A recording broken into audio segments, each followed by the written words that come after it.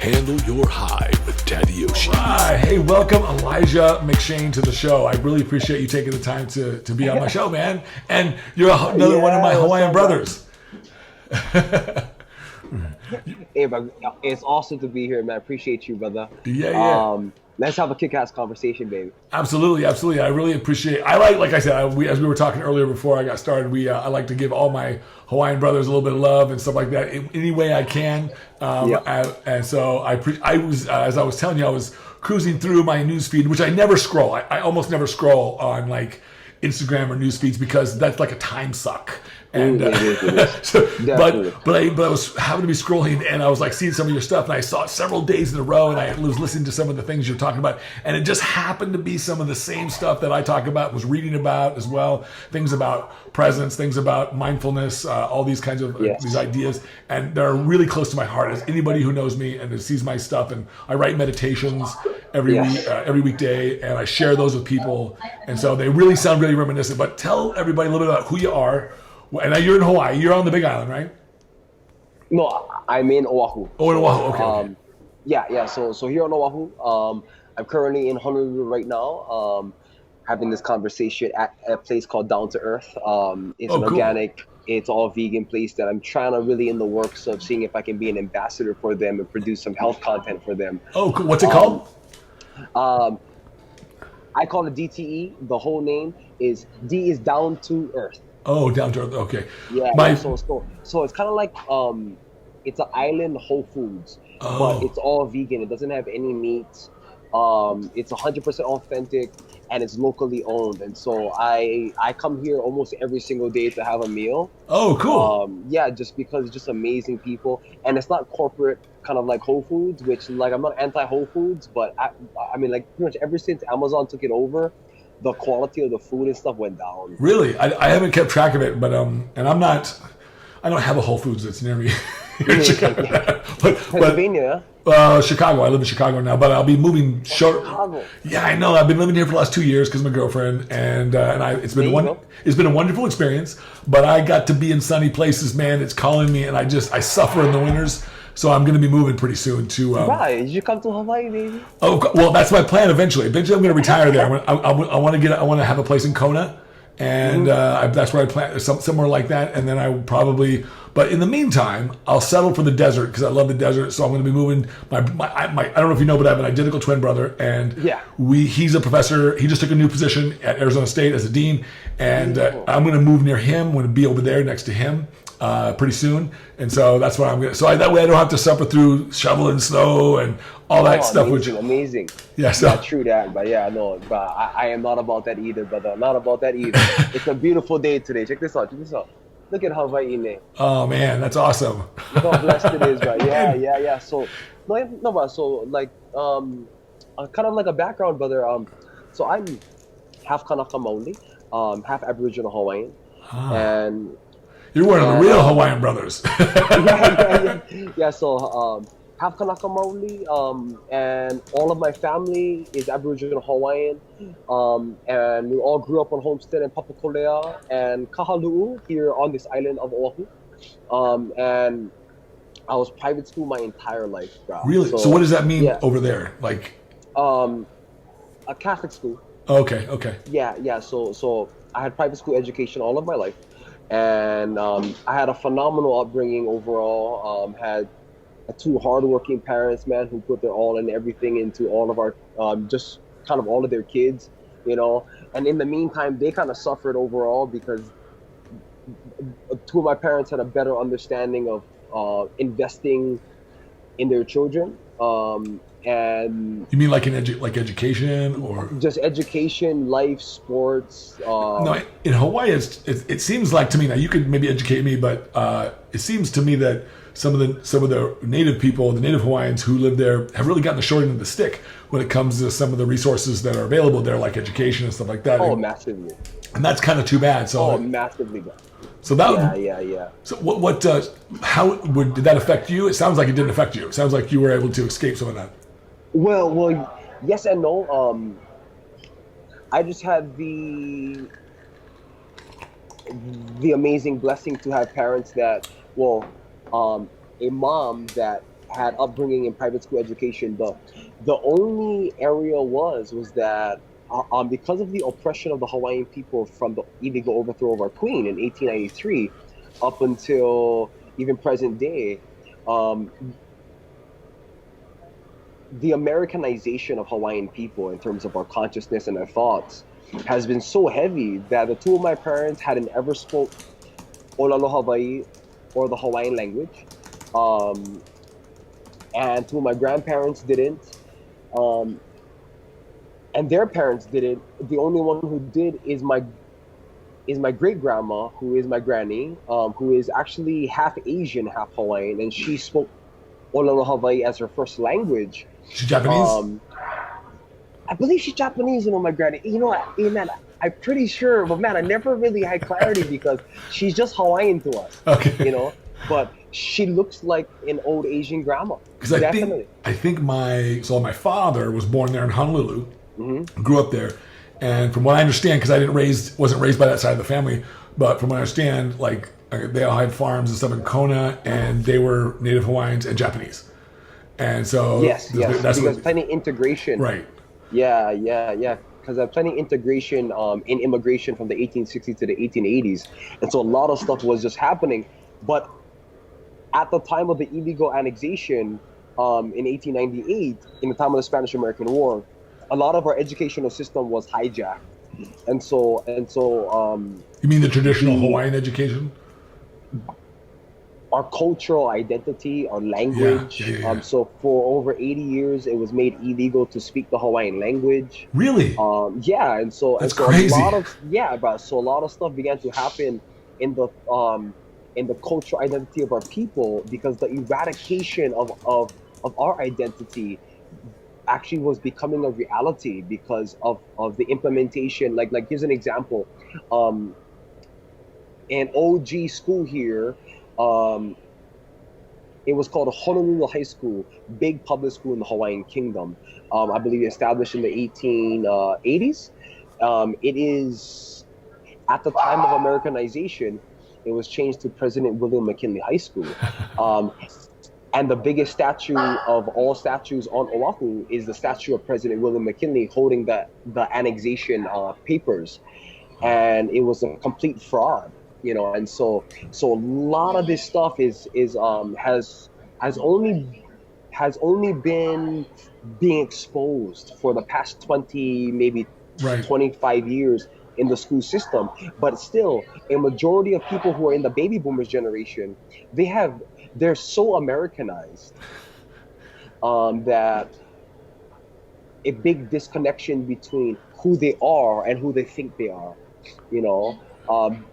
from actually being Aboriginal Hawaiians to actually thinking that I'm an American and a Westerner. And that's because of the educational process of basically educating us out of ourselves, how all the African American people had to endure as well, and they're still going through it today. Yeah, my girlfriend, she's from Thailand, she's half Thai, half Chinese, and she calls that what does she call it? Whitewashing.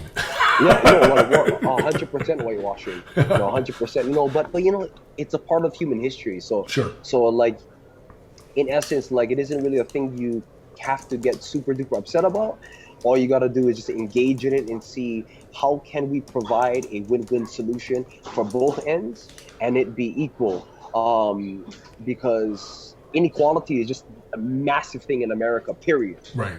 Everybody has, I think there's every group oftentimes has some kind of disgruntled, section in their history, so to speak, and like whether it be African Americans or Spanish Americans or whatever yes. And I think, but I always look at the good stuff. So so there's some bad stuff. Yes, I don't like the idea of annexing anything.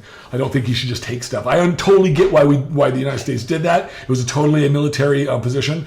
But I think but today, that's like history now. So like today, it would be ridiculous to like try to reverse that.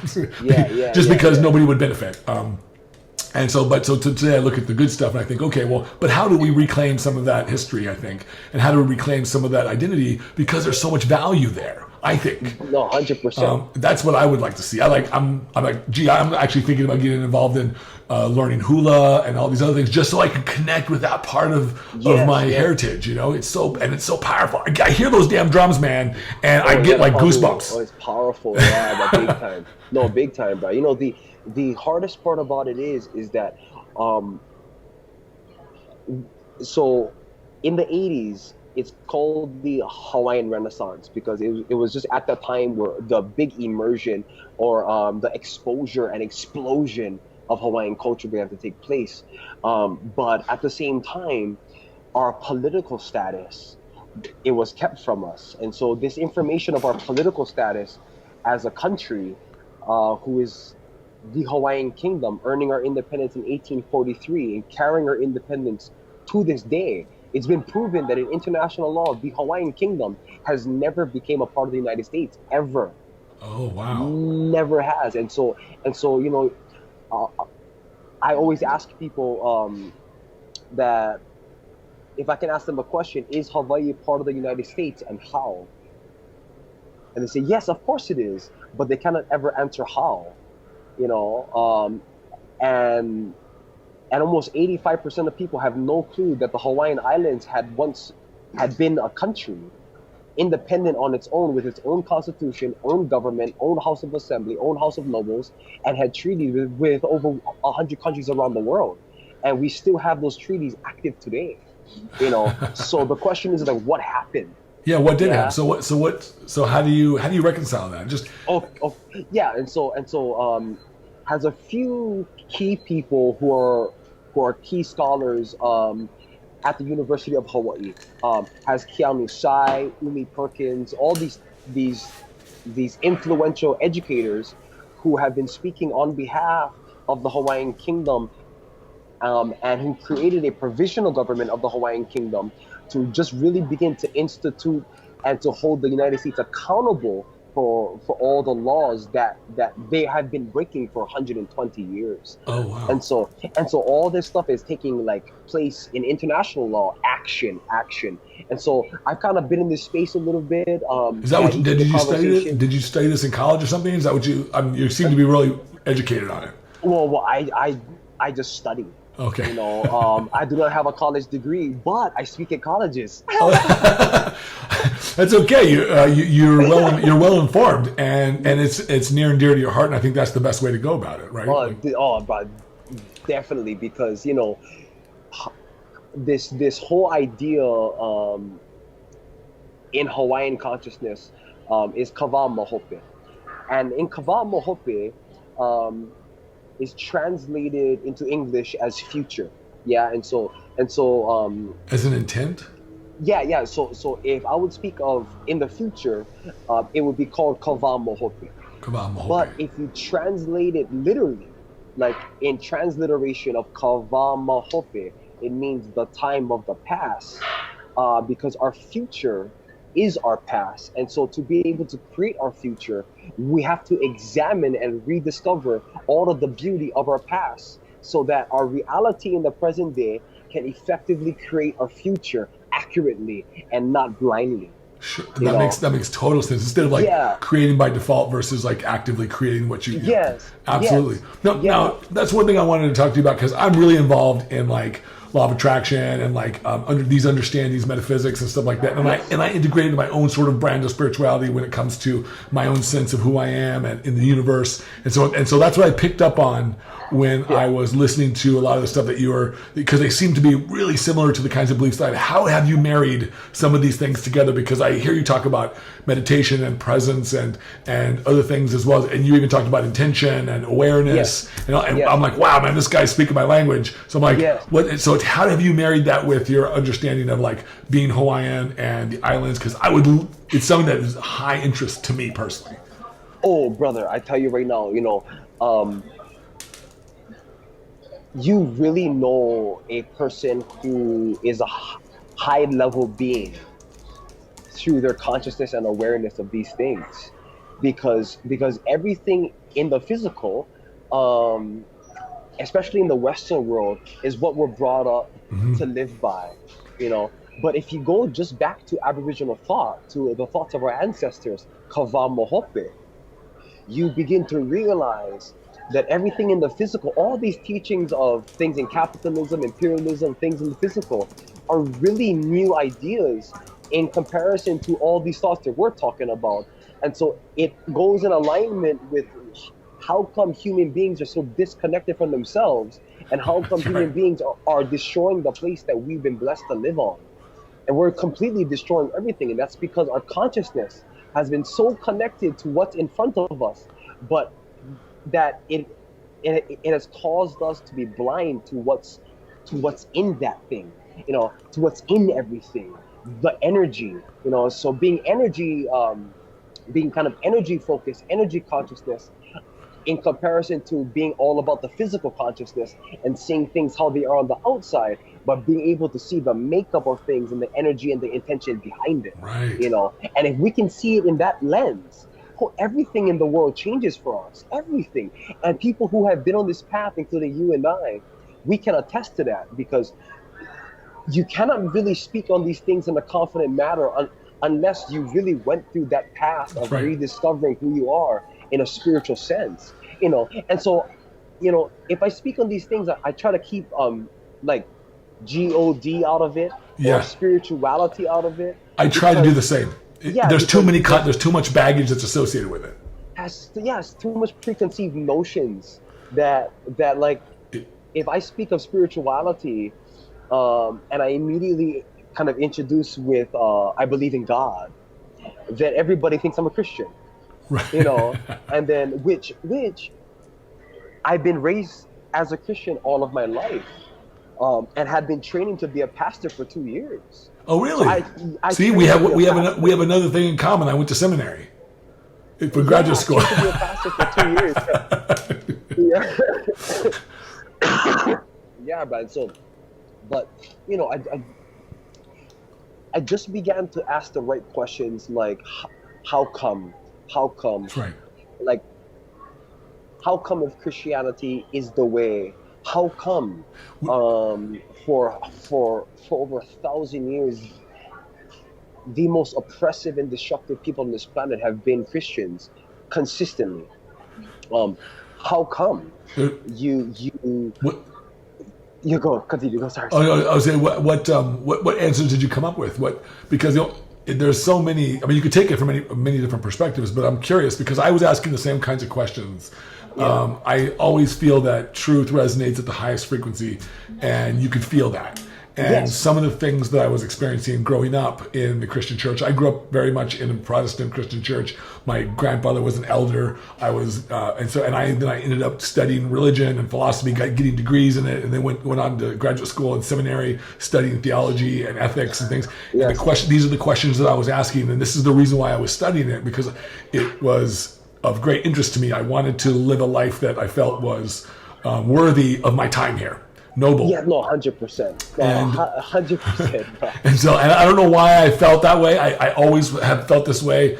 I don't mind making the sacrifices in my life to accomplish that. But some of the things that I came up with had nothing to do, like much of religious perspective. This is what I came up. This is just my perspective. Much of religious perspective, much of the religions that I experienced, those are all sort of man-made constructs, and so they're not really true spirituality. They're a form of it. They're inspired by, but they're not really. True spirituality has to come from the person, an individual. It comes from this is my take, that true spirituality is your personal connection with who you are in this universe, the greater whole, the larger self, the God, spirit, whatever you want to call it. The vernacular changes from but it's the same essence, which is there's something greater. Exactly. So, and that's the beautiful thing. Yeah. So, what kind of answers did you come up with as you walked your way through that path? Oh, brother, I tell you right now, what the space that just ignited all of this with me was that, as you are, and as all of these guys on this path, I believe all of us have one true desire, is to live the most amazing life possible, and it's because our aim is in alignment to that. Every time we feel out of alignment, we know when we're out of alignment. We know it, yeah, absolutely. And we just know that this is, I have people in my life who are telling me that this is right, but in my na'au, in my intuition, in my core, My gut. I do not feel this is correct. Right. I just do not. But I'm trying to convince myself that it is. That I'm going through this path that is painful, and you begin to really just kind of ask yourself wow, I'm gonna start hurting a lot of feelings because if I come out against this, which you cannot always do that, you can't come out against it in terms of a defensive way, which I've come to see. You just have to allow people to walk their path, because everybody's on different stages of their walk. That's right. Absolutely. 100%, man. I think I picked the same kind of thing I picked up on as I was walking my journey. It's kind of funny. We walked very similar paths in this respect. The question that came up, it was when I was 17 years old. I remember I was looking to be baptized. I hadn't been baptized yet. And I remember I went to my aunt, I was raised by mostly women because my father was out of the picture when I was 1. And I didn't really have any. My mother didn't get remarried till much later, and so I asked my aunt, my grandmother, or my aunt, my mother, to help guide me through that process. And they said, we can't. And I said, why? I said, because the church doesn't allow it. You have to be instructed by a man. You're of age. I was 17. You're of age, and you have to be. And I was like, man, the church said it was what was supposed to be done, but like you said, my gut, internally, everything felt wrong about it. Like, you're not good. Like, I thought, like, you're not good. Like, you raised me, you loved me, who I am, what I believe is everything that you taught me, not the church, but you. And I thought, wow, you can't help me in this process because somebody I don't know says that it's that. So that was my big quandary. And I thought, wow, man, I experienced the same kind of visceral, it made me ask those questions. Okay, well, I got to figure this out. I got to figure this out. Like, why do I feel this way? Yes. So, and what I came up with was that maybe I needed to follow my own path. Doesn't mean that I'm saying that anybody within the church that I once followed or anybody else's religion is wrong. It's not that I could not in good conscience walk that path and feel like I was doing what was right for me, so to speak. This huge things in October, maybe about 2 years ago. Like, some big stuff began to happen to me with some people coming into my life, and who are part of the church but had a different perspective, and all these different teachers began pouring into me in a different way, that I began to see that how can you put the omnipotent, almighty energy, creative source that lives and sustains everything, how can you put it in one box? Exactly. How can you do that? And you package the box, you wrap the box, and you tell people that this is the only present out there that is for you. And so I was like, wait, but the omnipotent source can never be boxed. All you're doing is boxing yourself. Right. And so limit yourself. That's right. Yeah, just boxing yourself. And so a thing that I've come to see, because here our Christian history in the Hawaiian Islands is a tough one, because all of the guys who were involved on the Committee of Safety, who now what's the Committee of Safety? So the Committee of Safety, it was comprised of Caucasian men who were plotting for about a decade to overthrow the Queen. Okay. To just overthrow the entire executive branch of the Hawaiian Kingdom. Now, what were they after? Their reward would have been resources? Okay, two things. So access to resources, huge control over the imports. Okay. Gotcha. Money. And our biggest export at that time, it was sugarcane. Of course. The Hawaiian Islands had been the biggest exporter of sugarcane in the world at that time. And so people from different countries have been coming in because it's an addictive drug. At that time, of course, people didn't know. Right. But it was the drug of the day. It was sugarcane. Absolutely. And so everybody was interested in being an alliance to the Hawaiian Islands to get this product out into their countries. And so these guys were after the control and the positioning in the military, but it was because of huge economic benefit because of their exports. Gotcha. Okay. Yeah, and who was the head of the Committee of Safety, who was a part of the Queen's cabinet, and he was a judge on the Hawaiian Supreme Court. His name was Dole. Oh, like Dole pineapples. Dole pineapple. So the kind of owner of the Pineapple Corporation, his older cousin, he became the president of the Republic of Hawaii, who overthrew the Queen. And so he invited his cousin to come on down to open up a business in agriculture, and he decided on the pineapple. And the pineapple is not a Hawaiian fruit; it's a foreign fruit. Okay. But it was planted here, and in under 10 years, he owned 85% of the market share of pineapples in the world. Oh, I didn't know that. I didn't know that it wasn't a Hawaiian fruit. Yeah, it's one of my favorite fruits. And he hired Hawaiians and immigrants who were here on island, because being a Hawaiian is not ethnic. Being a Hawaiian is a nationality, like being American is. Right. And so all that stuff began to take place, bro. But in terms of Christianity in the Hawaiian Islands, in 1820 is when all of the missionaries, who are the Calvinist missionaries, they arrived, and they began to introduce Christianity into our chiefly system. So to all of the chiefs first, and to make their way down. And was that a way? That was a way to control through. Well, at first it was actually pretty good intentions, but human beings. Yeah. Especially at that time of empire, of imperialistic time, where it was all about that. How can we infiltrate in any way? And the best way to infiltrate in terms of a European context is through Catholicism and Christianity. And that's what happened. And so everything began to get undone. And all the children of those missionaries who came are the people that overthrew our queen. And so it's a lineage. And so a lot of Hawaiians, they literally hate the white man. They absolutely hate him, because of all of the things that have taken place, which, hey, I explain this to people all the time. You cannot blame them, because if a man came into your house, took all of your things, and took your kids, enslaved them, and took your wife and raped her right in front of you, how would you feel about that man? Not too good. Exactly.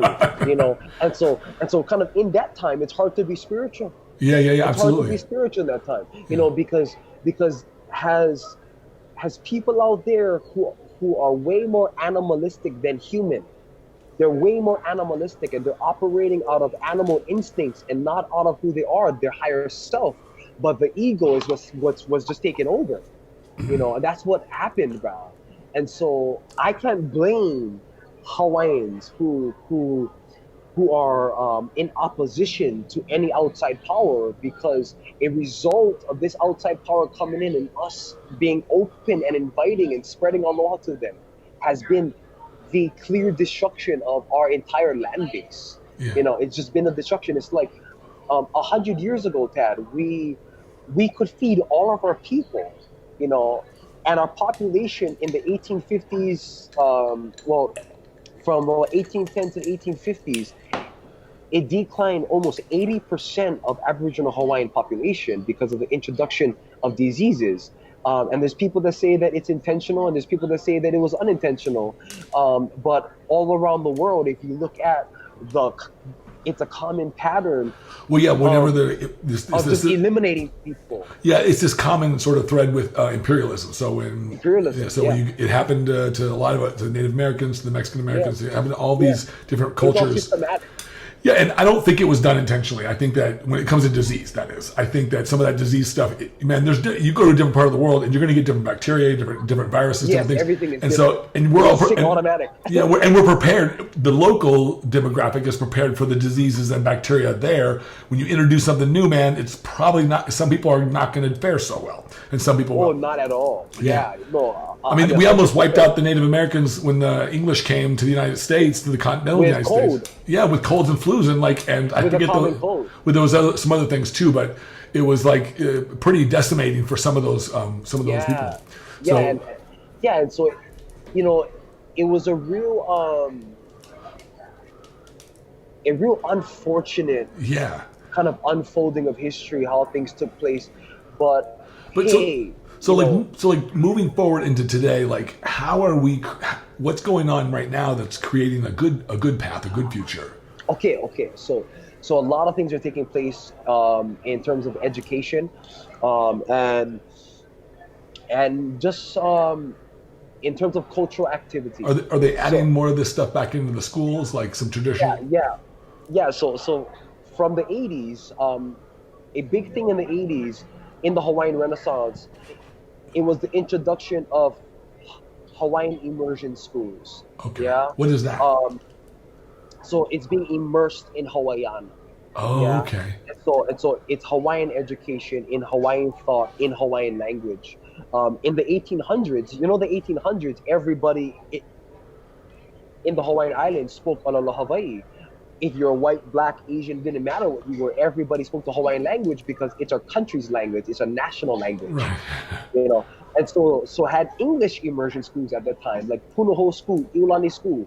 These institutions were English immersion, right? To help the Hawaiian people to get access to English education, to have to kind of expand in their kind of educational influence in business, political spaces in the future, so that people could speak English and Hawaiian. Today, because of the eradication of the Hawaiian language, everybody speaks English.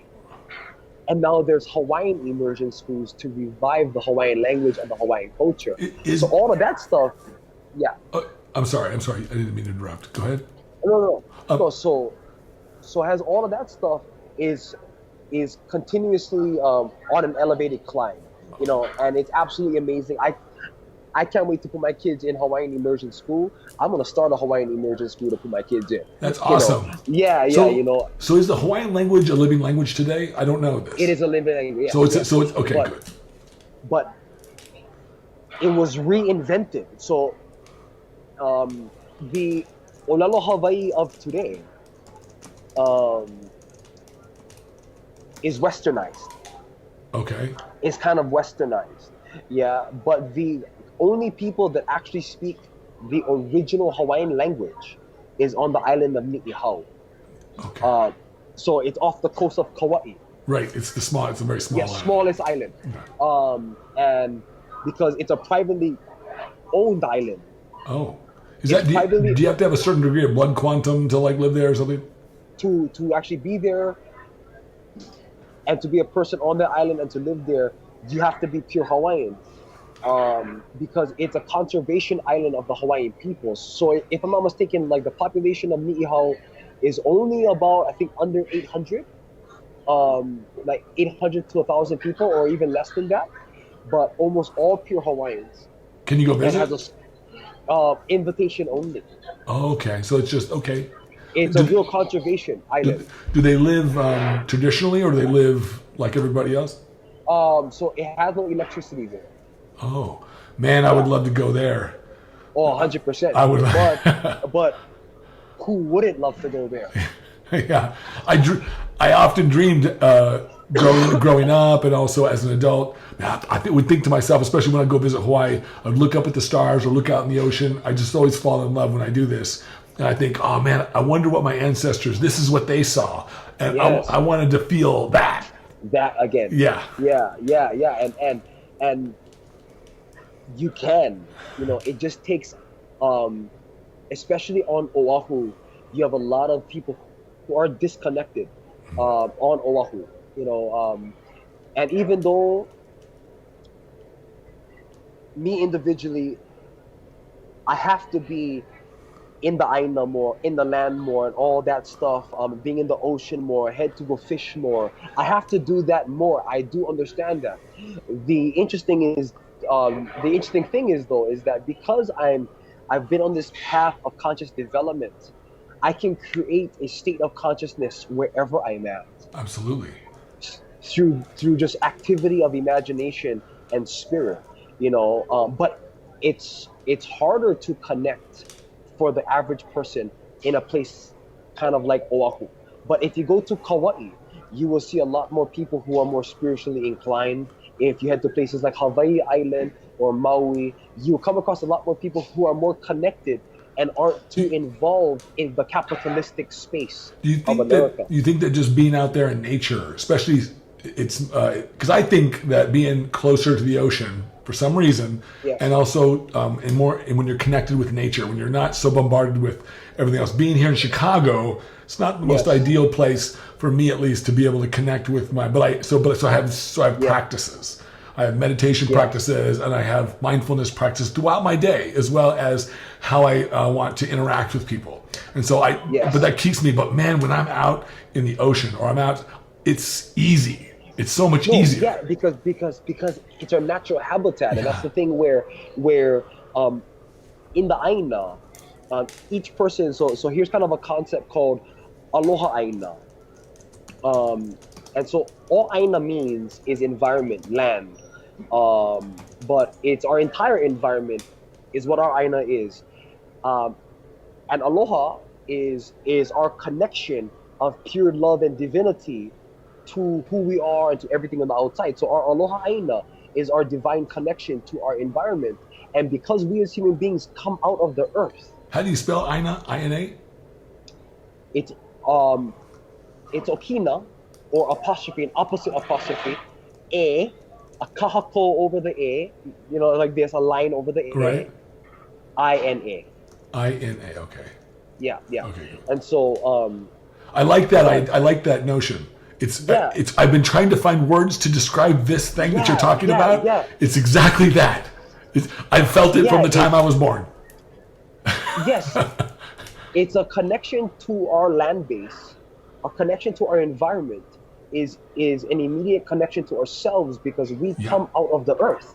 We're all connected. Our bodies come out of the earth. We're all connected energetically. Exactly. Yeah. Yes. And so if I go into a park, a place, I always make sure it could be a cool thing to implement, but I always make sure to head to a tree that I connect with.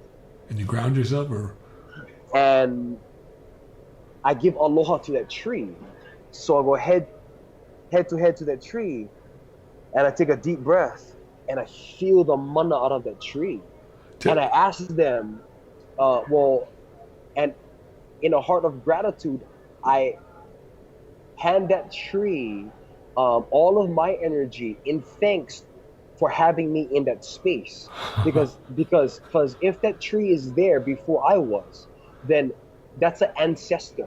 That's an ancestral tree. And so who am I to come into the house of this tree and act any kind? Right. Tell people what mana is. Okay, so mana had been internationally made kind of known because of The Rock. Right. He's from Hawaii. Always speaks. Yeah, he always speaks of mana. Mana. I love him so much, man. I can't wait to meet The Rock, man. I'm gonna meet him soon, and I'm gonna be in movies with him soon. There you go. I do too. But how I define mana? Well, how each of our kupuna or ancestors have actually defined mana was its energy of life. So everything has mana. Okay. In Star Wars, it's called the Force. Right. Yeah, called the Force. In Eastern Asian thought, it's called Chi. Right. The energy, your energy. Yes, energy. Everybody carries this. Yes. And to our human eye, it's invisible, of course. But everybody knows that if you can see through that, you can pick up on the energy frequencies of every single existing being. And that's what mana is. And so has good and bad mana. Yeah. And how I define mana is the creative energy field and source and force that maintains and sustains and creates all things all at the same time, and that can work in your favor or not work in your favor, depending on how you choose to be a channel Absolutely. of that mana. Wow, that's a great way to put it. I love that. Yeah, That's an awesome. yeah. Because all cultures have something similar. I think. Yeah. I think as we've gotten into this age, the last probably 80 to 100 years, where the scientific age and where we're really, really describing things scientifically and in certain language, the misconception is that other languages are invalid. And so, which is completely ridiculous to me. I think there's many ways to understand or describe the way this universe works, and I think it resonates with me to talk about energy and frequency, but also mana and these kinds of concepts. So it's kind of cool. I like that though. I really like that. Yeah, no. To kind of just add to that, right? Is that I completed a video on my Instagram, I think about a week ago, on how to rid yourself of labels, and it connects with our conscious understanding of spirituality, because it's in a verse. It's in the verse of this old Eastern Asian book that I know you probably heard of. The Tao Te Ching. The Tao Te Ching, yes. And in the first verse of the Tao, it says a Tao that can be named is not the eternal Tao. That's right. That's right. That's called labeling, brother. Yeah. That's all that it's saying, is that as at the moment that you choose to put a name on this source, you've already lost it. You've already lost it. You've limited it. Yeah, and so if we as human beings in all these different cultures began to just keep our terms and our labels to ourselves, then everybody can begin to connect, because everybody just describing it in their own cultural lens. Yeah, there was I wrote a paper in college, and I remember I was just talking with somebody about it, my ex-wife, who helped me, she read it, and the thing that stuck out to her was the thing that stuck out to me, and it's always been there for me, because it changed me when I wrote this paper, because I was talking about, the title of the paper was The Ineffable Qualities of God. And ineffable means indescribable.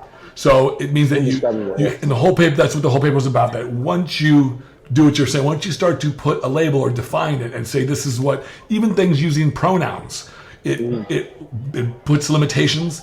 It starts to, the mere act of describing is putting boxing. You put boxes around. It's a box on it. It's a box, and so now, and that's by nature. It's not. It can't be boxed.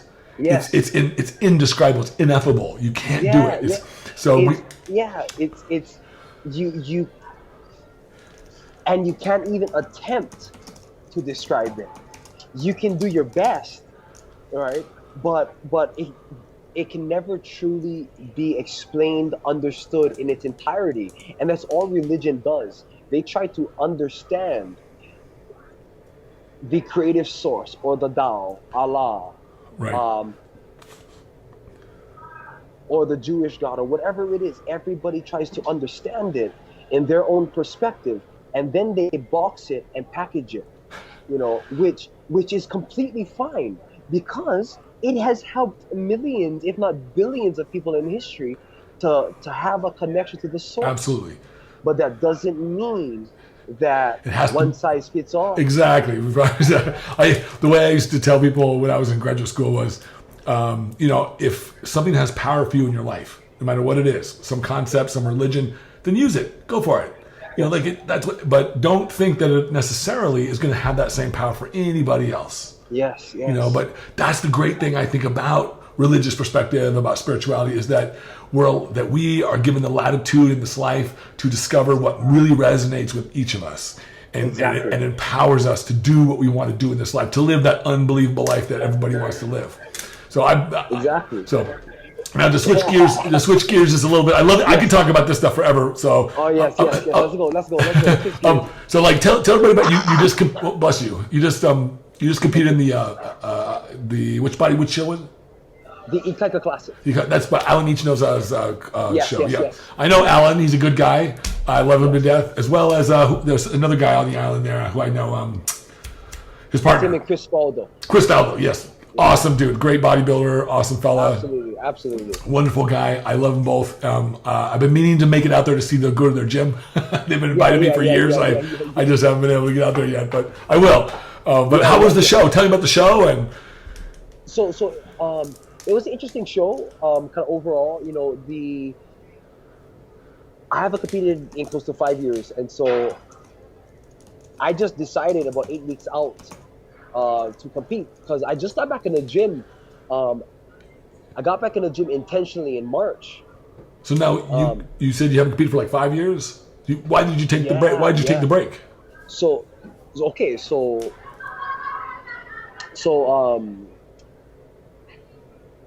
from age 15 to 20, I entered 8 shows. Yeah. Okay. Wow. I was competing pretty frequently, and I was on the rise in the sport here in Hawaii.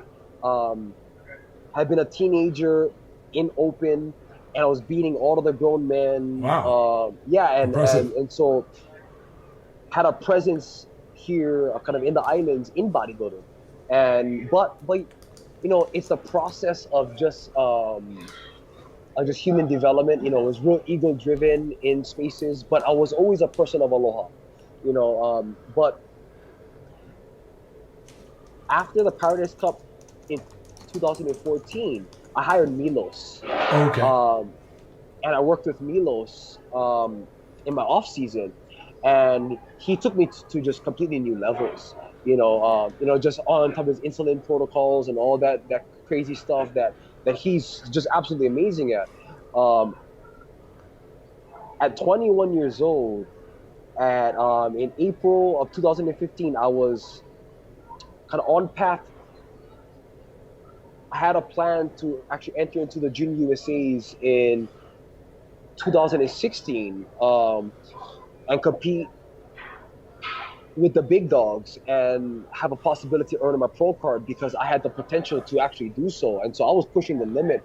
Were you bigger at that time? Bro. So in April, April 2015, I started my off season at 205. Okay. On October 2nd, I was 255. Oh man, Milos did a job on you. No, but me, I've been blessed to have, in terms of bodybuilding, I've been blessed to have genetics for huge growth, especially being a Hawaiian. Yeah. I just eat and I grow, and so I hit 255 in October, but I began to get aware that, man, I didn't like how I was heading. I didn't feel good. I was all of my hormones were completely off, and at this time I wasn't really a student of bodybuilding. In terms of the eating and the chemical side, I was just a student of bodybuilding on the training side, because I just love training, just like all bodybuilders, we just love training, period. And so I began to see, like, I feel a little bit off. I'm in this job that I'm at, and I began to ask myself, man, if I begin to apply myself in business how I'm applying myself in bodybuilding, I could become a multimillionaire in 1 year. And I'm in bodybuilding and big as hell and impressive, but I'm broke as hell. Right. And unhappy. And I'm like, man, there has to be a better way. And so, but me being an extreme personality at that time, I just quit bodybuilding. And I stopped completely. I deleted all of my bodybuilding pictures because I needed to literally detach. And so I stayed out of the gym for 3.5 years. I didn't step a foot in the gym. That must have been hard. At first it was, but I had to go through that process to have a discovery of who I was outside of bodybuilding, because I made the mistake of identifying who I was as being a bodybuilder. So who was your new identity after that? So I had to have a discovery of who I was as a human. Like, who am I? Just kind of outside of all labels. And who was that? Who did that become? And so, yeah, man, I got into business again, in Hawaiian culture. I began to do these things, but I was on this constant spiritual path. until I came to a realization about a year and a half ago that I'm a divine human being who has the honor to become all things to all men. And so as things are appropriate, I can become it. It's like I'm not in a box anymore. So if I have to be an MC, a DJ, a spokesperson of something, I can do it. If I want to become a classic bodybuilder and become an IFBB pro, I can do it. I can turn it on and off. If I want to be an entrepreneur, I can do it. But that's not who I am. Right. I am one. I'm an offspring of the divine source as a divine human being. I'm two. After that one right there, I'm a Kanaka. I'm a Hawaiian. And I'm an offspring of my Hawaii. 2. 3, I'm anything that I can be in the given moment. I love it. I love it. One of the things that struck me, and I think it's beginning to have resonance with me, is this idea that you were talking about the Aloha aina, yes, and this connection between the geography. Yes. I've always felt that there's something there to that. I've never really done a lot of research on it yet, and I put some thought into it. But what I'm coming to some awareness of is that we all intuitively, I think, have a connection with some geography, with some place, some people call it their nationality, whatever. But whatever you want to call it, there's a connection, and we're from that. Yes. So especially when you have the benefit of somebody like yourself or myself who is predominantly something, because we have a lot of mixed races and stuff, where you're predominantly something, then I remember going to Hawaii the first time. I was born in California, and I remember going to Hawaii the first time when I was an adult. And I remember coming back, I was so excited. I was on vacation. I came back and I called my brother, because I'm really close to my twin brother. I'm identical to him. And I said, dude, bro, you got to go to Hawaii. I said, you're going to come back and you're going to tell me the same thing I'm about to tell you right now. When you go there, it feels like home. It feels like home. I said, it feels, I can't, I've told people this, and it gives me goosebumps. I'm like, you don't understand. It's not because it's a nice place. I've been to nice places. No, it's something else. It's spiritual. It's so I'll kind of unpack that for you, my dog. Okay. and so because everything has energy of different levels. Every single place is energy of different levels. Like how you feel in Hawaii, or how you feel just on Oahu, and how you feel on the Big Island is different. Yes, absolutely. And how you feel on Oahu and how you feel in California is different, because every place has a different energetic frequency. Absolutely. This has this awesome teachings. It's on YouTube. Have you ever heard of a guy called Cryon? Cryon? No. What does he talk about? Okay. So it's a channeling station. The individual who is a channel of Cryon, his name is Lee Carroll, and all Cryon is. I have seen him. I've seen him, yes, but I don't know much a lot. But keep going. I'm sorry. And so he actually speaks of how all around the earth it actually carries. He calls it a magnetic grid. There's like a field. A magnetic grid. Right. Yes. That there absolutely is. You call it the atmosphere, stratosphere, whatever you want to call it. But the entire energy field around it, is there. And so, but every single different place on this planet has a different electrical grid. It's like being a Hawaiian, being a Kanaka Maoli ethnically as a human being in my body. It doesn't always mean that I'll have the essence and the energetic connection to my land base as a Kanaka, because has a lot of Hawaiians who move out of here and they're completely fine with it. And they connect it with something else. Yeah, they head to Oregon. Right. Or they head to California and they stay there. It's like an older sister of mine, Ashley, which I absolutely love to death. Tika, I love you so much.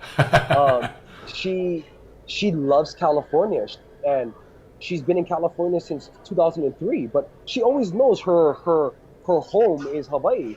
But her essence has adapted right to the energy of California. It's almost like harmonics. It's like it's harmonics. That's exactly what it is. There's kind of funny how you mentioned this, because it's exactly, I totally get it. Even something that I've often believed for many years, so I've struggled, because like my first wife, my second wife, and many of my friends would always criticize me, especially going through college and when I was an early adult, because I'm not an early riser. Okay, I'm not an early riser. I never like getting up that early. I'm just not like this, and I'm a stay up late. That's just the way I did all my papers in college late, early in the morning or late. But when I track it to the time zone in Hawaii, whenever I go there, I'm up at 5:30, and I'm early. It's like I'm tuned right into it. Like I never even have to adjust myself. It's just like boom. Right? It's awesome. Yeah. It's awesome. I mean, I really feel connected. Like. It's hard. It's really. I'm so glad that we're having this conversation, because I've told this to people, and many people don't get it. They don't, because they don't have that. It's awareness, and that's really all it is, right? It's just heightened awareness, and how I try to explain to people who I pick up, because like half of my week is actually doing Uber, so I always do Uber. Awesome. Yeah. And I meet amazing people, but I always explain to them that if you can describe the energy of Hawaii, because oftentimes I come across them, they're like, man, I just can't describe it, man. It just feels different here. I go, okay, how's this description? Just a little bit easier. How you felt if you're home, if you head on a trip or something for 2 to 3 weeks, and you come back home and you head to your grandma's house, and she has open arms just at the front door for you, having a hot meal ready for you. That's what Hawaii feels like.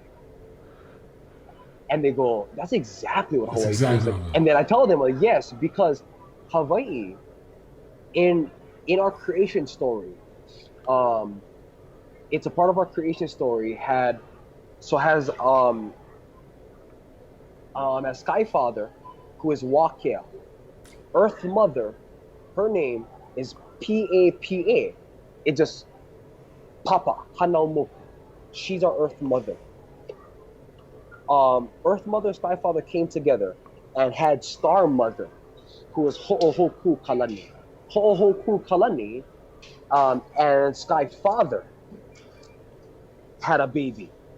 Okay? So Star Mother and Sky Father had a baby. His name was Haloa Nakalau Kapinili.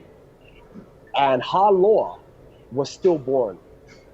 And he was put in the earth, and he became Kalo, or in all the other places around the world, T-A-R-O. Has anybody ate poi before? Poi.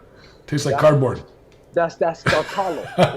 That's Kalo. Well, if eaten in the way of the westernized, in all the retail stores, yes. But if you eat it how our ancestors eat it, Tad, you would absolutely love it. Really?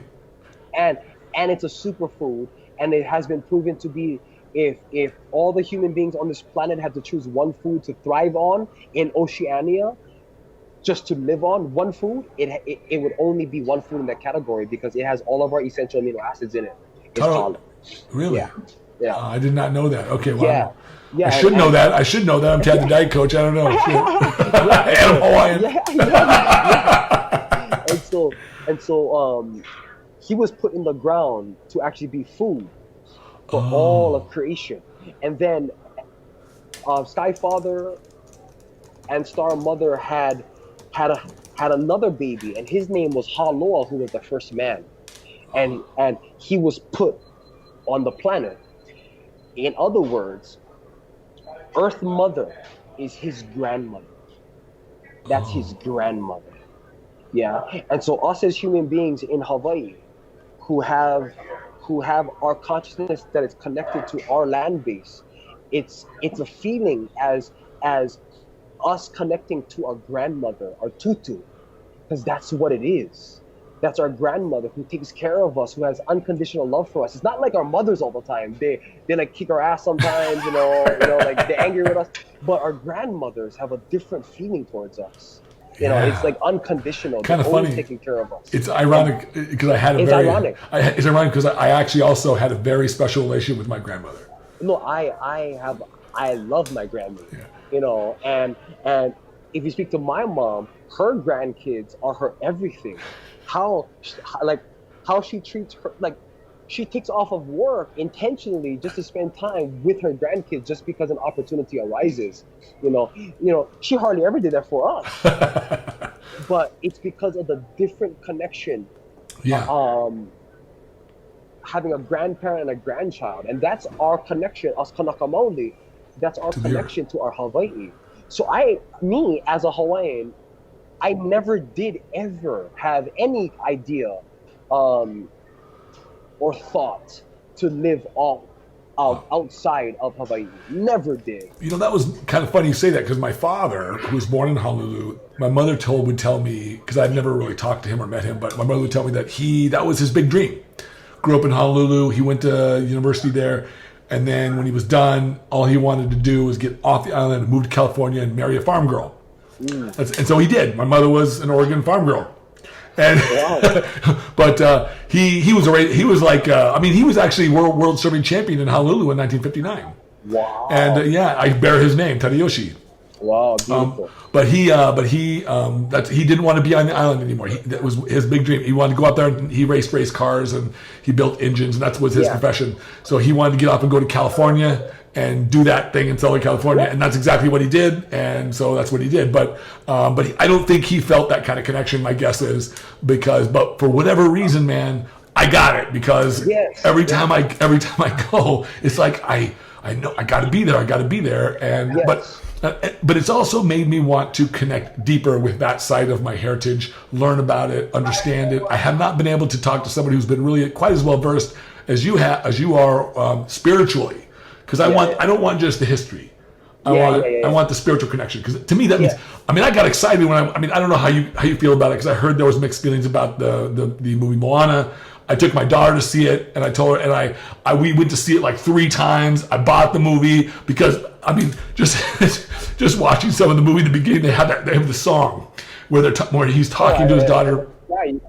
I'm sitting there in tears in the fucking theater, going, and it was always the same phrase when he says, he's talking about that everything that we do and everything that we grow, we share with each other. It's all here for us all. I'm like, man. Beautiful. Yeah. Absolutely beautiful. No, brother, I tell you right now with that, bro. Dude, I'm getting all teary-eyed right now. No, dude, I'm telling you right now with that, man. Every time that I come across any of those principles of being a human, of being a good human, because I try to explain to people that if you do anything in your life, if you have an objective every single day, your main objective should, one, be a phenomenal human. Yeah. Just be a phenomenal human being. And that is really all you have to worry about, is being a great human being. And when you can be a great human being, then great things will come into your life. That's right. That's it. It's the definition. Simple. Yeah, just be a great human being. And that's why, you can have all these movies, which it was a great movie. I dig Moana. It was culturally mixed up. Right. I knew there was some. There was had some Tahitian stuff in it. Had Hawaiian stuff in it. Her dad had been a different kind of Polynesian. It was all kind of mixed, but it was all good because all of us Polynesians, we come out of the same canoe. We come out of the same place. Right. And so all of us, you see, it comes back to labels. It comes back to labels that all of us are one. It doesn't matter if we're black, white, Polynesian, brown, caramel, baby. All of us have the same essence of being a human. It's just that there are specific people out there who have been blessed to have higher levels of awareness in their being, just higher levels of awareness. But to take that higher level of awareness and to put it on a pedestal, then that becomes a little bit egotistical and destructive. Yes. I agree. I really loved the movie, and it helped me to remind me that there's so much that I would like to learn about myself, and that's the wonderful beauty of this life, in my opinion. You will, brother. I know. I absolutely know. I know I'm destined to make my way back. I almost bought a business years ago in Kauai, It's one of my favorite islands. I love Kauai. I like the country feel. It was a wedding video business where I would shoot wedding videos for people. Wow. Yeah, and commercials, local commercials and stuff. Some people from California had moved there. They started this business. It was the most successful wedding video business on the island at the time. And they were selling it. They wanted to move back to California, and I was gonna buy it. But my ex-wife at the time, she felt like she might get a little island fever, and so we didn't do it. And so it was but I was this close. But you never know. I mean, and when I went, I remember going there. I remember talking to some of the local people there, and they were like, "You should run it," because they knew about my family. And I don't really have a lot of connection with that side of the family, but I'd like to. But I thought, man, I know that somewhere down the road, I am destined. That my desire within me is to come back and contribute to the Native Hawaiian people who are this place that I feel a connection with. Yes. You know what I mean? Add value. Yes. So I will do this. You absolutely will, brother.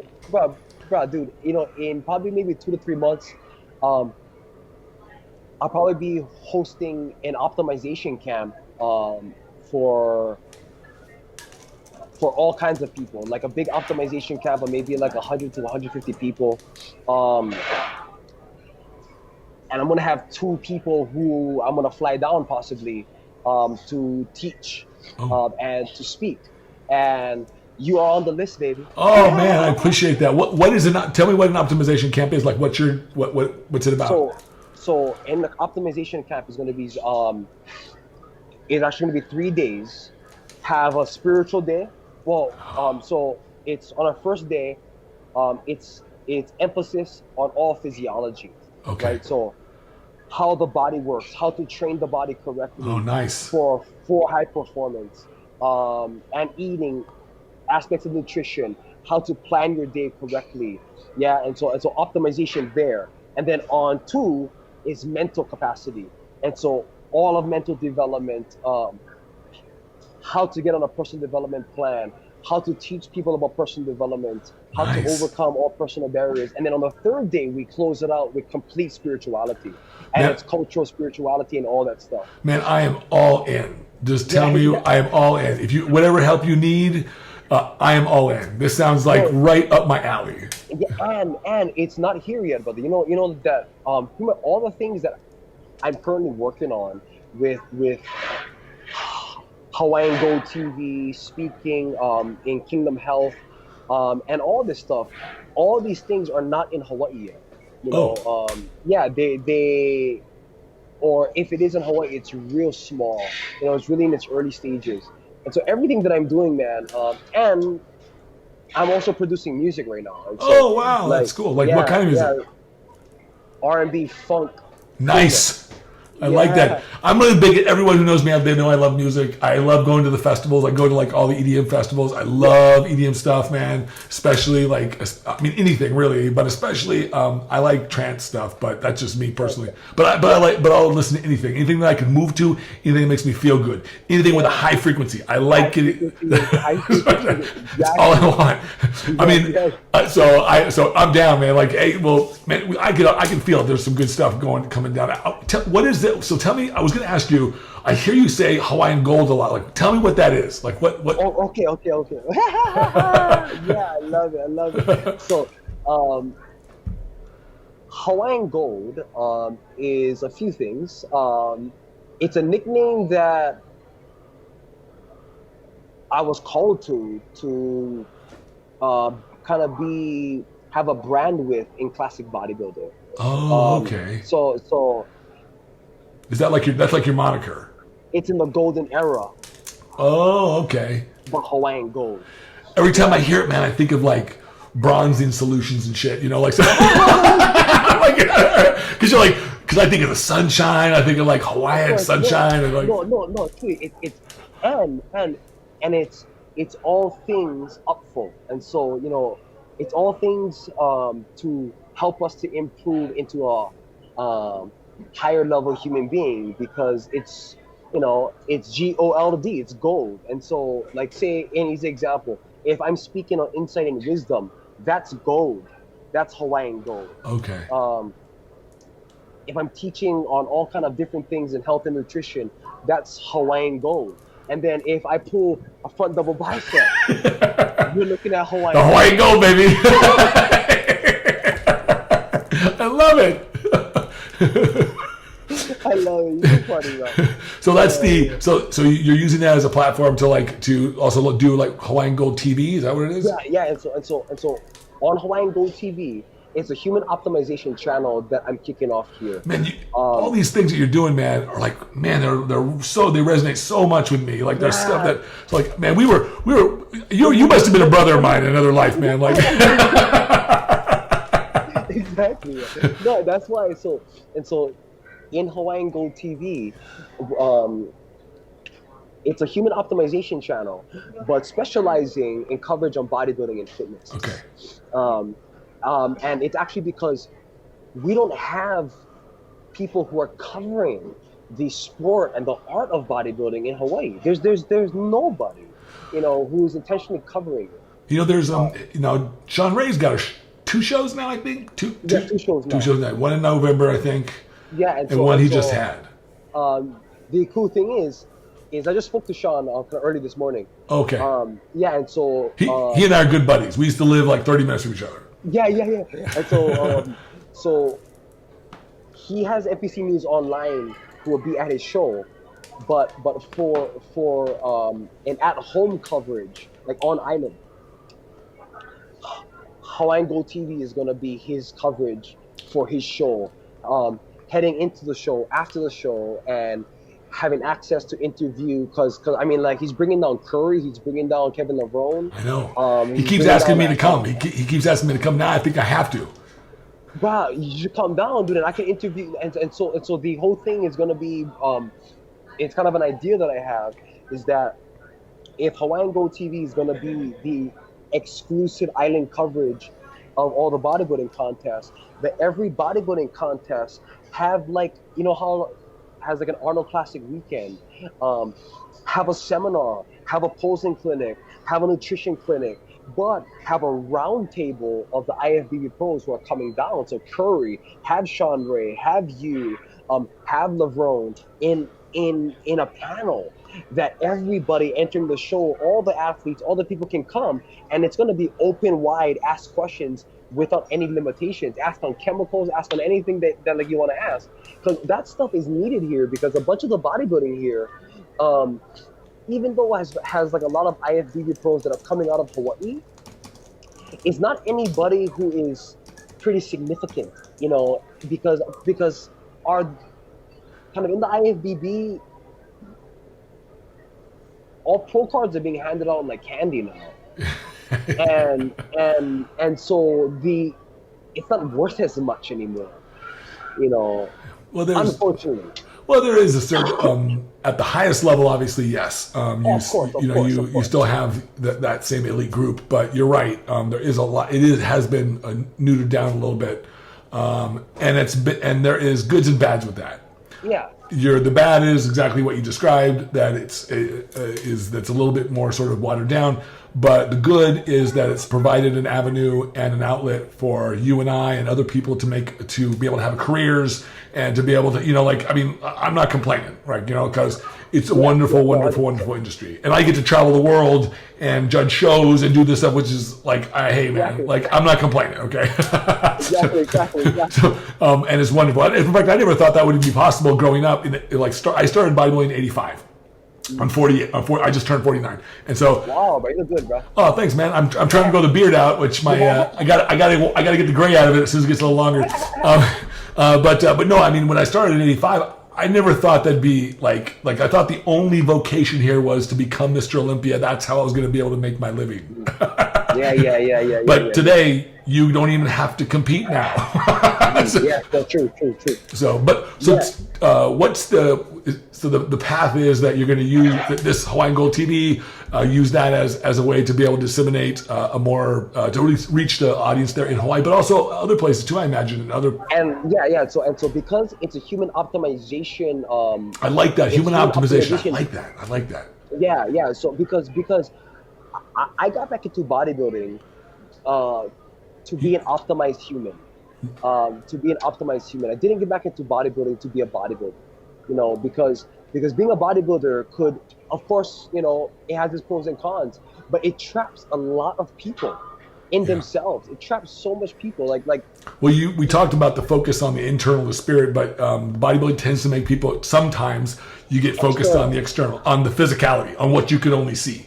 If people are not spiritually developed, right, that's all they'll look at. I always wondered why I tracked the way I did, but it's because of this. I've always had to focus on all three elements in my life: my intellectual, my physical, and my spiritual. Yes, and spiritual. No, and that's why in Hawaiian Gold TV, our kind of focus in terms of bodybuilding is going to be conscious bodybuilding. Good. Being healthy and actually understanding how your body works, and coming from the place of being actually being a coach of yourself, and actually understanding how you operate, and how the foods that help you to become optimal, because everybody's food is different. It really depends on the ethnic and cultural background. Everything plays a role. I love the terminology human optimization, because you can do some funny things with that, like you want to be a hoe. Yeah. I mean, like you can do all kind of stuff because it's the implication is just being optimal in every area of your life. In sex, in conversation, in communication, in business. So it's pretty broad, but at the same time, in Kingdom Health, it's actually a company that I introduced about 18 months ago and put on hold. It's a holistic company because I'm plant-based, bro. Yeah. And so this entire preparation, I did it vegan, basically. Wow, that's impressive. Yeah. I mean, I've done that with people. I've had some Hindu clients and stuff like that over the years, and and it's hard. It's much more difficult. You just have to be much more meticulous, but it's hard. It's not for everybody. But the thing that I've learned in that process is that this was the best prep I have ever had. Tell people what you felt the distinction was, or the difference between prepping traditionally and prepping vegan. Okay. And so here's kind of like a small disclaimer. Because I'm half Aboriginal Hawaiian, I did implement every other week. I did have a fish meal. Okay. But how I ate it was how my ancestors ate it. So raw. Okay. Raw. My favorite. Yeah, raw. My favorite, man. I don't want to cook it. Raw because I'm half Aboriginal Hawaiian. It's a part of the makeup in my. So now I don't mean to interrupt, but you keep using the phrase Aboriginal Hawaiian. I've always heard Native Hawaiian. Is that the same thing? Okay, so has about 3 terms that are commonly used. It's a Native Hawaiian, Indigenous Hawaiian, and Aboriginal Hawaiian. But they all kind of mean the same thing.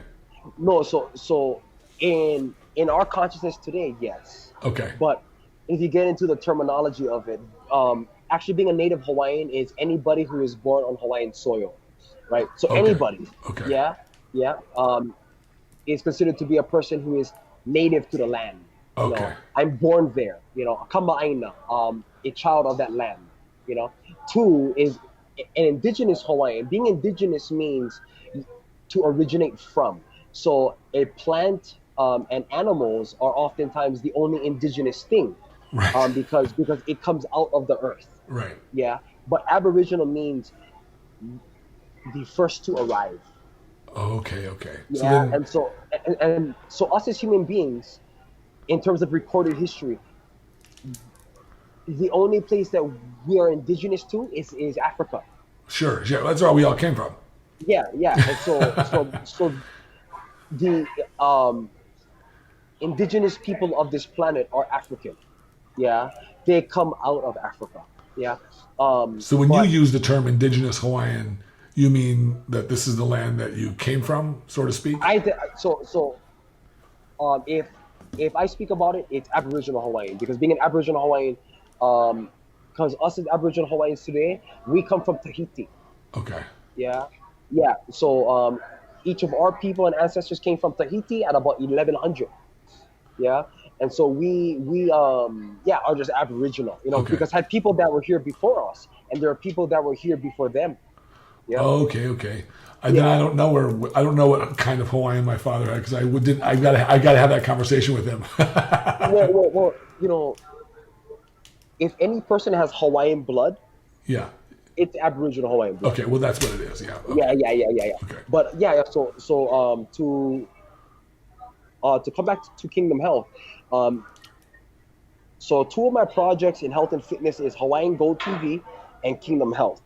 And in Kingdom Health, I actually created a product about 18 months ago. It's called the Greens of Greatness, which I will ship one to you. It's called the Greens of Greatness. It's called Greens of Greatness. Wow, that's a cool name. Okay. Yeah. So kind of in the Greens of Greatness, it's a high performance greens powder, and so has up to 15 superfoods. It's all organic, all plant based. Ship me some. Ship me some of that. I do. I'll give you my address. Ship me some of that. I want some of that stuff. I want to try it. Yes, I will. Yes. No, it's absolutely amazing, and I had to make sure that it tasted amazing, and so spent. Did you use that on your prep? Yes, always do. Okay. Yeah. So what's the function of the product? What's it designed? What was your intention for? So how I created it up here was that I had a green shake and I had coffee every morning. I would take the green shake because I had to get alkalized and detoxified, and all that stuff every single day to get the pH balance in my body equal, level, help cortisol levels to just head down first thing in the morning, have clear thoughts, and everything in my systems to be able to just get operating. But I needed caffeine because I was like, it helped. It didn't taste good. And so I love coffee because I've actually been a coffee drinker ever since I was like 6. 6. So I would have a black coffee after, but I learned that every time I took black coffee, I had all the side effects of major brain fog, dehydration, stink breath, and I just couldn't think correctly. And because I've always had a speech impediment all of my life, I always stuttered all of my life. Oh.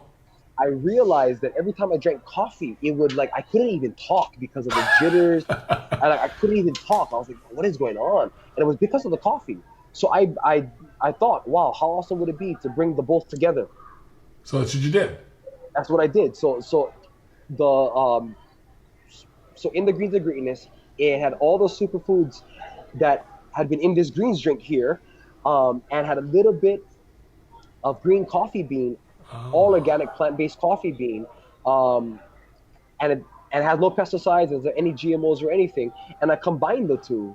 And I tell you right now, I've had many people, an auntie and uncle of mine, but like a gramps of mine, who had high blood pressure, he had mean diabetes, high cholesterol. I put him on Greens of Greatness, and in 3 weeks in his checkup, everything was back to normal. All right, I want some of this stuff. It was, it was absolutely amazing. And so I created this product in Kingdom Health, but I was approaching it being processing a partner. So how I was trying to package everything was basically like spiritual, that who I'm going to connect with is going to be all the people who are in the spiritual space, like all the yogis, to have this. But it was kind of Christianized. And so I really put it on hold. I put it on hold because I had to rethink how I was going to market it, because I was kind of lost. I didn't have capital at that time anymore. I spent all my capital on creating the product, creating my infrastructure, all that stuff, ran out of funding. And so I put the company on hold. And so I'm reintroducing it in a couple weeks. And how I'm reintroducing it is actually going to be through a clothing line, is Kingdom Health Athletics.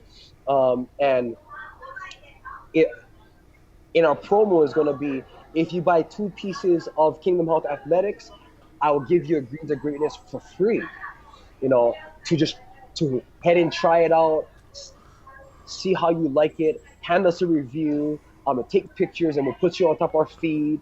And Kingdom Health is going to be, our focus in Kingdom Health is promoting health consciousness in the Hawaiian Kingdom.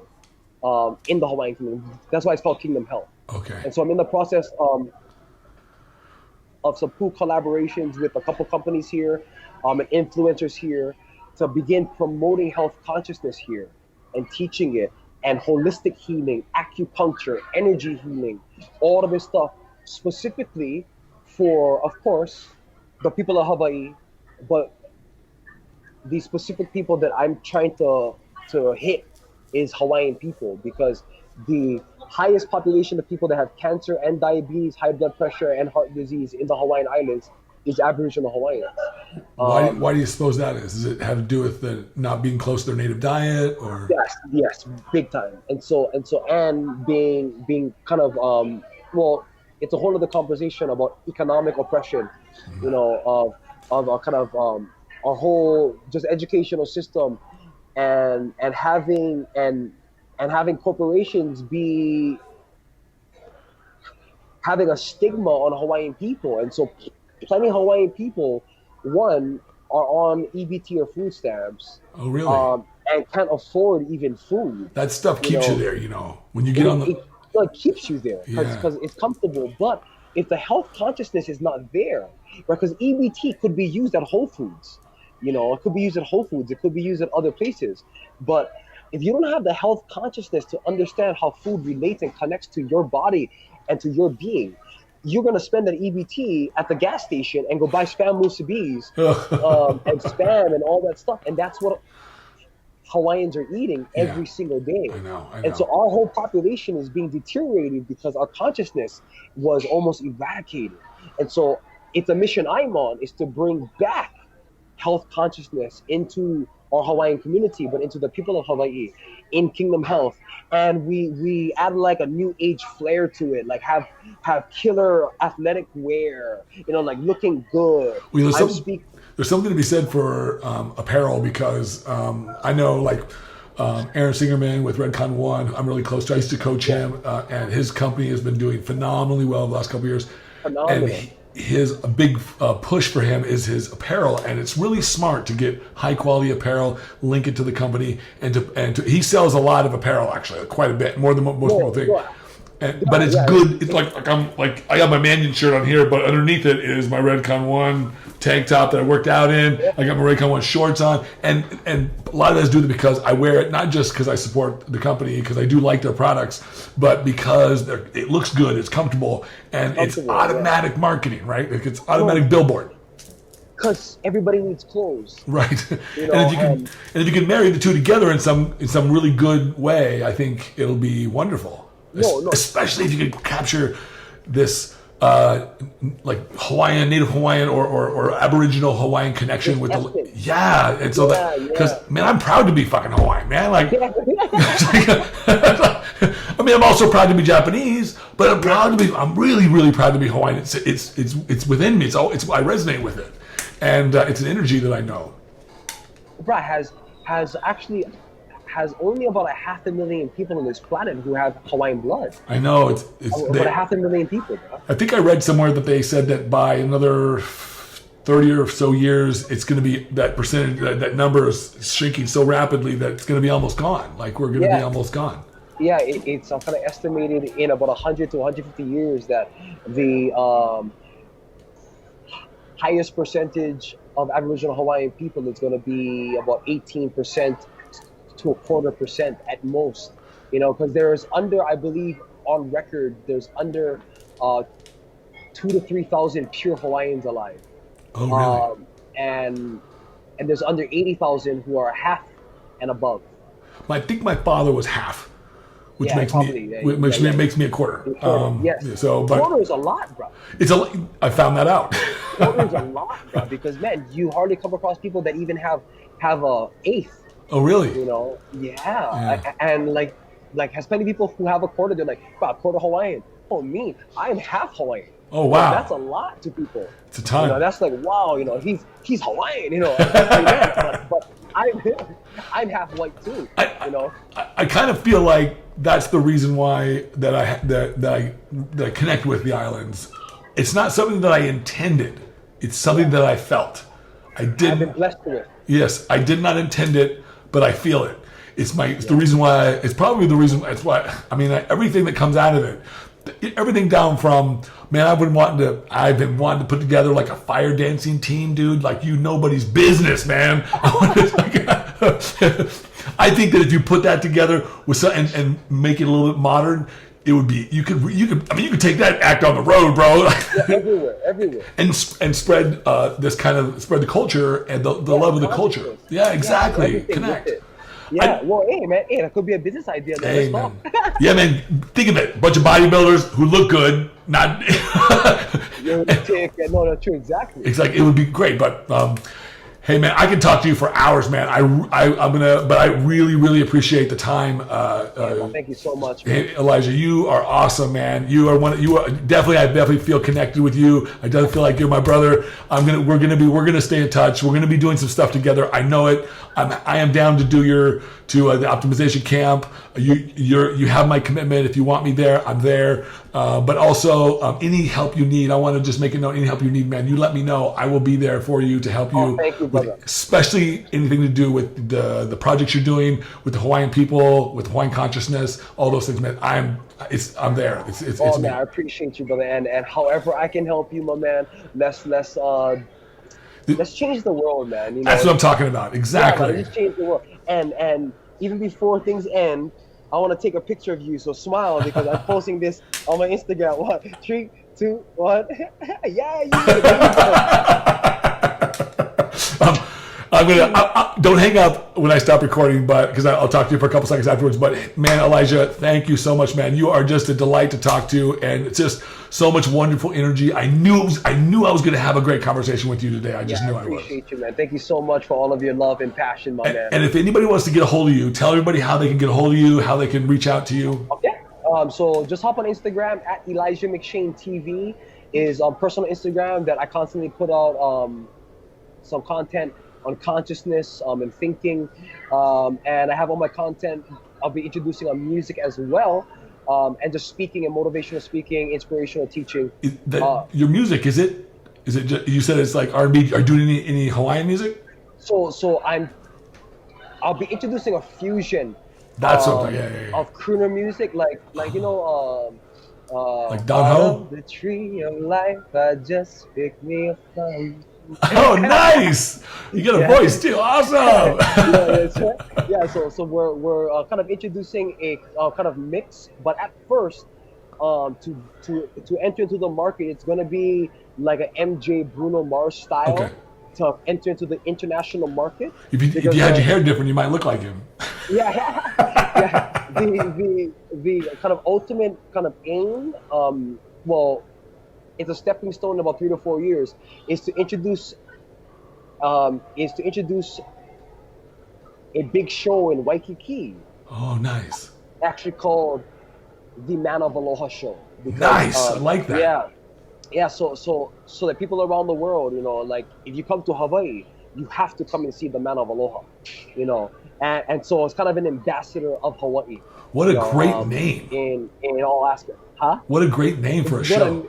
What a name. What a name. Mana of Aloha. I just got chills now with that. I like that. Yeah, so on Instagram at Elijia McShane TV. On top of our company Instagram is at Kingdom Health. Kingdom Health is just spelled that way, Kingdom Health. And at Hawaiian Gold TV for all of our optimization content and on YouTube. So awesome. Hey, Elijah, thank you so much, man. Don't stay on the line real quick, but thank you so much for taking the time. I appreciate it, man. Appreciate you, my man. Blessings. All right. Aloha. Handle your high with Tadayoshi.